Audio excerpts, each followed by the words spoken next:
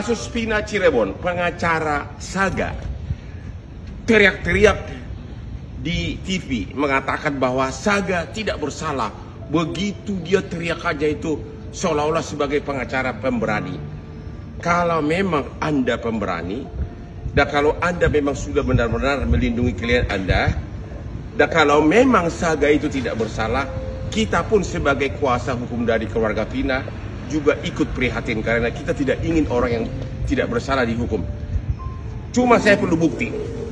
Kalau memang tidak bersalah, ayo buktikan, kita juga akan dukung.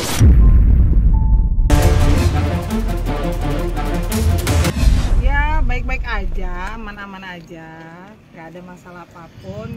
Yang terpenting kan masyarakat kan selalu bertanya-tanya ya selama ini yang mana sih yang Linda, yang ada tato, yang ini, yang itu. Ternyata si Linda ini nggak punya tato. Mana coba tunjukin sana, coba jangan.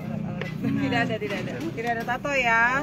30 pertanyaan seputar biodata, kenalnya gimana, sudah sejak kapan, gitu-gitu aja sih, normatif aja pertanyaannya. Sekarang begini aja, kalau Linda ini adalah teman dekatnya daripada Vina, kenapa dia tidak jadi saksi di dalam kasus ini?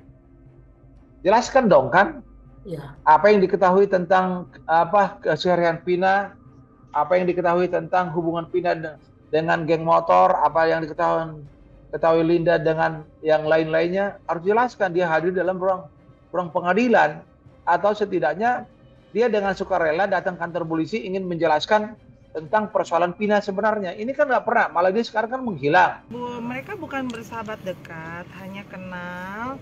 Saat itu si Linda punya pacar juga, anak XTC gitu. Jadi kenalnya temenan sama si almarhum Eki. Itulah, kita tuh hubungannya tidak sedekat yang difilmkan loh gitu. Cuma teman biasa aja. Teman tongkrongan doang.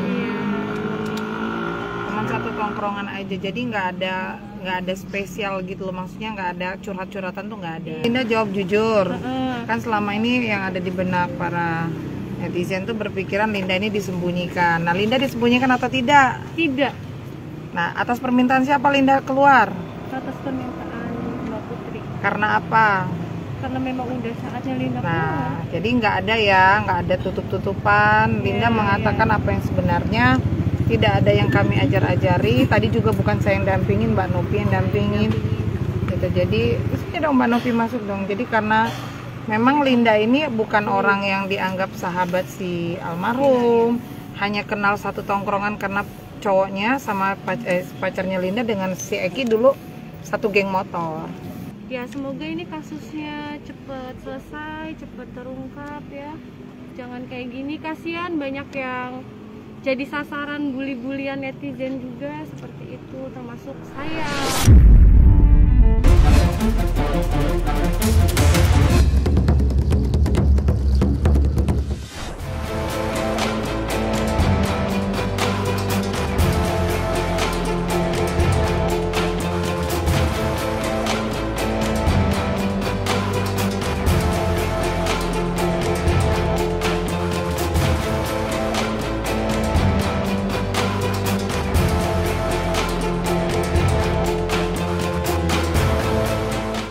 Sudah saya panggil tadi. Arahannya gimana Pak? Tanyakan langsung ke Kapolri, ya Kapolri ada. Kan dengan Pak JK, kan sudah sama-sama menyampaikan nggak ada masalah. Mungkin Pak, memang nggak ada masalah apa-apa juga. Kita publik justru kalau kita lihat dari sisi positif, berterima kasih bahwa publik bisa melihat dengan tegas ada perilaku menyimpang dalam pola kinerja yang dilakukan oleh instrumen negara. Ini yang pertama. Yang kedua, ternyata persoalan ini membuat semakin baik pola pemikiran negara, pemerintah terhadap kasus Timah ini. Buktinya, Pak Presiden Jokowi di istana, yang di istana itu ada Pak Jaksa Agung, ada Pak Panglima TNI, ada Pak Kapolri, hanya memanggil Pak Kapolri dan membisikkan untuk menuntaskan persoalan itu. Ini dia. Sayangnya, Pak Kapolri tidak terbuka menjelaskan apa yang dimau oleh Presiden untuk dipublikasi kepada rakyat, kepada umum. Nah, kita berharap agar Pak Kapolri bisa mendorong apa yang diharapkan oleh Pak Presiden tadi untuk disampaikan oleh Pak Kapolri kepada umum, kepada publik. Kami berpikir bahwa sebaiknya Pak Kapolri menyampaikan hal itu melalui rilis dan lainnya, ketimbang publik berpikir ada hal yang berbeda yang hendak disampaikan Presiden tadinya begitu. Kan Menko Polhukam mengatakan sudah saling bercanda, sudah saling merangkul gitu kan. Ini kan bukan persoalan merangkul atau tidak merangkul. Ini ada persoalan penanganan hukum. Pak Kapolri seperti sudah ditugaskan oleh Pak Jokowi menyelesaikan persoalan ini. Persoalan ini terjadi dan dimulai oleh unsur dari lingkungan polisi, bukan penyebabnya dari kejaksaan. Jangan dibalik persoalannya gitu. Kita masyarakat kan bisa menilai. Kami sudah duga bahwa ini akan menjadi seperti kondisi seburuk ini karena ada unsur Jenderal B ini dari awal. Dialah pelindung utama terhadap segala persoalan tambang hitam di Republik ini. Harusnya kalau ideal Pak Sigit setelah dipanggil Pak Presiden akan menyampaikan bagaimana penuntasan persoalan ini. Mabes Polri selama ini adalah link dengan toko-toko atau mafia daripada kasus timah itu. Bahkan mereka melindungi. Jadi kalau misalnya Densus misalnya diteror ataupun dalam tanda petik diintimidasi, ya itu mereka sudah tahu jawabannya itu. Kita sudah prediksi dari Jenderal Bintang 4 mantan Kapolri inisial B, kita prediksi bahwa akan ada hal yang berbeda, tidak lazim. Dan ternyata alhamdulillah sekarang sudah ditunjukkan. Jadi perilaku menyimpang, budaya-budaya di luar komando, hal-hal melanggar hukum terjadi kan. Artinya ada hal besar yang hendak ditutup-tutupi.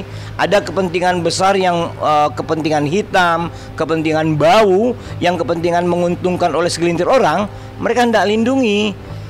Bagaimana mungkin kita percaya bahwa ada salah nongkrong? Bagaimana mungkin kita percaya bahwa institusi anti teroris bisa masuk ke kondisi seperti ini? Ini nggak rasional.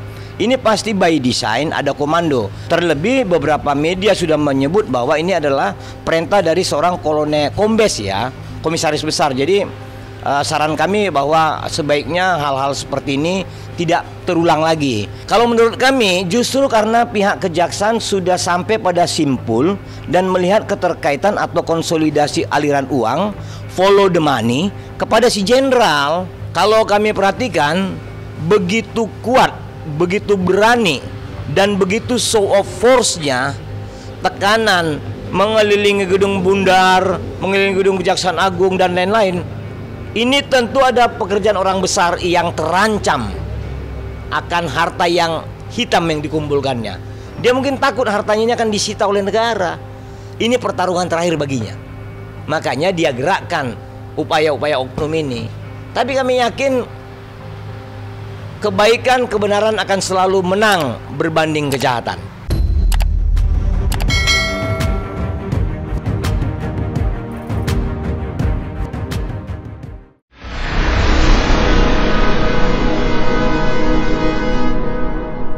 Jadi jangan lupa untuk subscribe Cumi Cumi.